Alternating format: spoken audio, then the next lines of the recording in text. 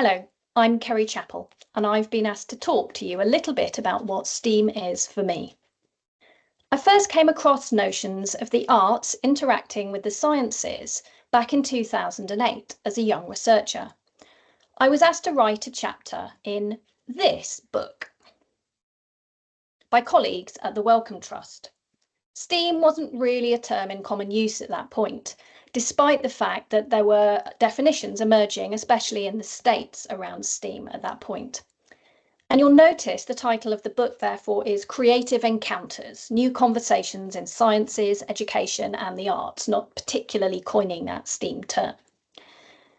But in various ways, since that point in 2008, I've been engaged in many different research projects which have taken what I would now call a transdisciplinary approach to education and research.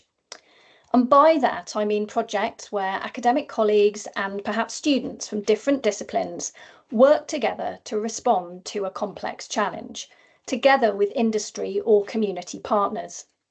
And that's the kind of practice which really interests me personally. At times, that work falls under a STEAM banner, but not always.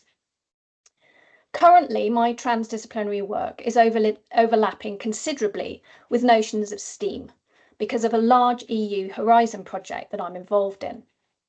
I've led the team who have conceptualised STEAM for the purposes of our project, which is called Road Steamer. Before telling you about how we think of STEAM in that project, I want to say three things. Firstly, we know that STEAM can mean many different things to different people. And I understand STEAM in a similar way to how I understand creativity. I have a particular way of defining it, which sits hopefully in a complementary way to the many other definitions that are out in the world. None of these definitions is right. In relation to STEAM and creativity, we absolutely live in a world of multiple perspectives. Secondly, I have to be honest, I have mixed emotions about STEAM as a term and as a concept. I have seen STEAM projects and research that exist to the detriment of the arts involved. I've seen the arts used simply in service to the sciences as a communication tool or a motivator to push engagement with certain demographic groups, which is fine, but sometimes that purely instrumental use of the arts, sometimes but not always, can mean bad art because of oversimplification, and that's no good to anyone. So what's really been of interest to me, coming from a transdisciplinary perspective in the Road Steamer project, is to understand what kinds of STEAM practices are possible that really honour the arts alongside all of the other disciplines within that acronym. The third point I want to make is that I'm going to talk about what we see as the characteristics of good STEAM practice from a Road Steamer perspective. But I need to be clear, it's not applicable to all STEAM practice. It's focused on quite a tight area of practice at the intersection between secondary and tertiary education, focuses on real life settings and influences of open science. So we've created a set of abstracted STEAM characteristics from literature and practice in that zone. So please understand the characteristics that I'm offering here as derived from that context. I'm going to share a slide now, which will give you an insight into what I'm saying as well, give you something to look at visually while I'm speaking. So you can see that in the Road Steamer context, equity is seen as all-pervading. It's understood as a fairness or sense of justice in terms of the nature of the practices and processes taking place and the outcomes that are aimed for in STEAM practice in this area. One of the focuses of this seminar is the interconnectivity between creativity, the arts and sciences. And you can see creativity here as one of the characteristics of STEAM in our project. I would go so far as to say that I don't think you can have good STEAM practice without creativity. In that 2008 chapter that I showed you the book for, I commented that creativity manifests differently in different disciplines.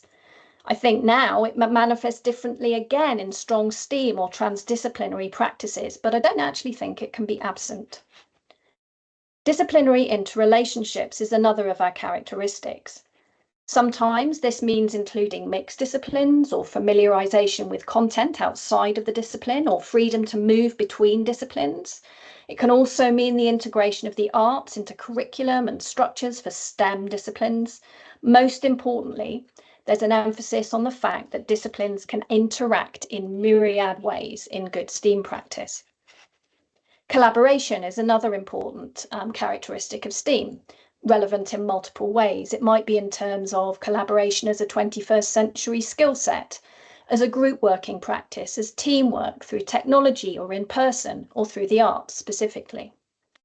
Real world connections means exploring cutting edge or global challenges, and it can mean offering strong connections with related policies, and that's one of the drivers that we have in STEAMer.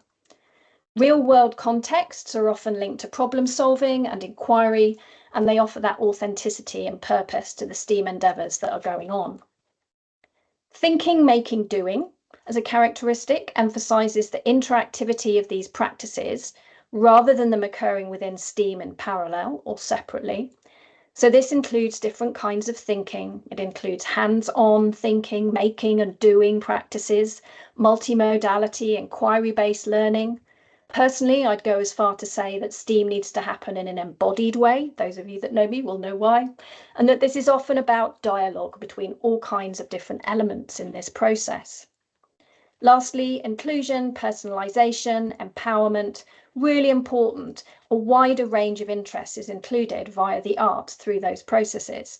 Acceptance is important. This characteristic is linked to capital and identity, personal meaning making. In turn, this can lead to empowerment and engagement in STEAM. So for me, right now, I'm defining STEAM in the context of the Road STEAMer project by these 7 characteristics. One of the questions we're looking at in our event is, what is the value of STEAM for educators in practice? I would answer that to say that the kind of STEAM practice I've been discussing can give educators really strong ways into real-world problems. And I think that's one of the most valuable contributions that STEAM can make for educators and learners to help us respond to the problems and crises we are now facing. Thanks for listening, and I look forward to discussing this in more detail at the seminar.